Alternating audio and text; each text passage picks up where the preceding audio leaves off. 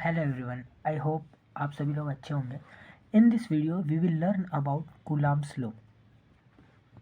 तो आप यहाँ पर देख सकते हैं, यहाँ पर हमारे पास दो चार्जेस है Q1 Q2 जो कि पॉइंट चार्जेस है, और इनके बीच में जो डिस्टेंस है वो है R। This is the derivation of Coulomb's law, और हम ये डेरिवेशन कैसे फाइंड करेंगे आगे आपको बताता हूँ।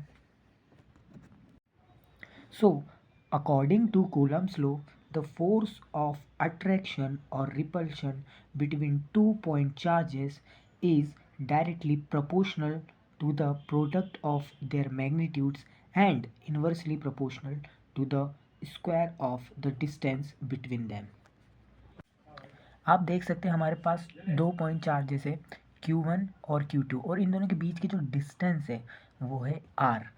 तो जो according to Coulomb's law, the force, इन दोनों के बीच में जो फोर्स लगेगा वो डायरेक्टली प्रोपोर्शनल होगा product of magnitude of point charges, मतलब Q1 और Q2 के मैग्नीट्यूड के प्रोडक्ट के प्रोपोर्शनल होगा, और इन्वर्सली प्रोपोर्शनल होगा इन दोनों के बीच की डिस्टेंस के। चलिए आगे बढ़ते हैं और कूलम्ब्स लॉ का डेरिवेशन फाइंड आउट करते हैं। तो जैसे कि हमने डायग्राम में देखा था और मैंने जैसे बताया था, product of magnitudes of point charges क्या होगा हमारा Q1 मल्टीप्लाइड Q2, और square of distance between them, जो हमारी डिस्टेंस थी वो R हमने माना था। तो ये डायरेक्टली प्रोपोर्शनल है और ये इन्वर्सली प्रोपोर्शनल है, मतलब अपॉन में आएगा तो 1/r²। चलिए डेरिवेशन में और आगे बढ़ते हैं।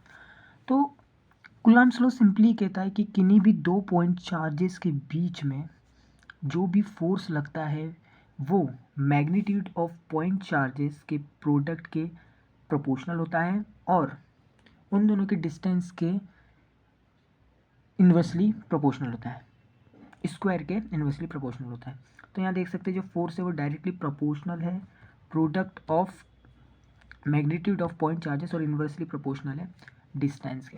और जैसे ही प्रोपोर्शनल हटेगा यहाँ पर एक कांस्टेंट के आ जाएगा जिसे हम कूलम्ब्स कांस्टेंट कहते हैं, और इस कूलम्ब कांस्टेंट की वैल्यू वैक्यूम और एयर में 1/4πε0 होती है। और जो हमें फाइनल फार्मूला होता है वो कुछ इस टाइप होता है, F = 1/4πε0 Q1 Q2/r²। अब बात करते हैं रियल लाइफ एग्जाम्पल की। अगर हम रियल लाइफ एग्जाम्पल भी क्वेश्चन के आंसर्स में मेंशन करते हैं तो हमें अच्छे मार्क्स मिलने के चांसेस होते हैं और अंडरस्टैंडिंग भी क्लियर होती है टॉपिक के रिगार्डिंग। जनरली देखा होगा कि अगर हम कंघी से सर पे रब करते हैं और पीस ऑफ पेपर को अट्रैक्ट करने की कोशिश करते हैं कंघी से, तो वो अट्रैक्ट हो जाते हैं। तो इसमें कूलम्ब्स लॉ कैसे अप्लाई होता है, एप्लीकेशन ऑफ कूलम्ब्स लॉ कैसे होता है मैं बताता हूँ। जैसे ही हम कॉम्ब को रब करते हैं हेड में, तो जो कॉम्ब है वो नेगेटिवली चार्ज हो जाती है, और हम जैसे ही कॉम्ब को पेपर के टुकड़ों के पास ले जाते हैं तो पेपर के सरफेस पे पॉजिटिव चार्ज आ जाता है, जिसके कारण ये अट्रैक्ट होते हैं कॉम्ब में। अगर हम आगे समझें तो जो हमारा कॉम्ब है उस पर अगर हम चार्ज Q1 माने, और जो हमारा इंड्यूस चार्ज है जो कि पेपर पे होगा वो Q2 माने, और इनके बीच की डिस्टेंस R मान ले, तो जो फोर्स है हम वो फाइंड कर सकते हैं। हम कॉम्ब को पीस ऑफ पेपर के पास ले जाएंगे तो जाहिर सी बात है कि जो फोर्स होगा वो बढ़ेगा, क्योंकि डिस्टेंस कम हो रही है, जिसके कारण जो पेपर है वो ज़्यादा अट्रैक्ट होंगे कॉम्ब पर। जैसे कि हम इसको डेरिवेशन की हेल्प से भी समझ सकते हैं। जो हमारी डिस्टेंस है जिसे हम R से शो कर रहे हैं वो हम अगर घटाएंगे तो फोर्स ऑटोमेटिकली बढ़ेगा क्योंकि इन्वर्सली प्रोपोर्शनल है। So I hope you understood everything about Coulomb's law.